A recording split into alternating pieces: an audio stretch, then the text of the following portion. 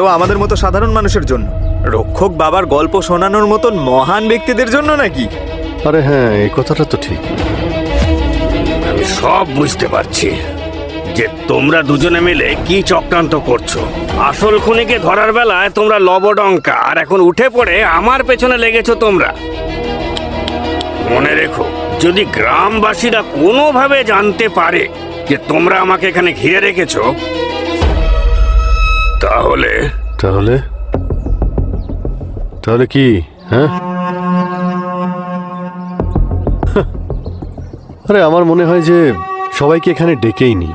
আমার দেখতে খুব ইচ্ছে করছে যে যখন সবাই জানতে পারবে যে গুরুদেব তাদের বোকা বানাচ্ছেন, ওনার বাড়িতে কালো টাকা পড়ে রয়েছে, ওনার বাড়িতে প্রপার্টির পেপারস পড়ে রয়েছে, তাহলে ওরা কিভাবে রিয়্যাক্ট করবে।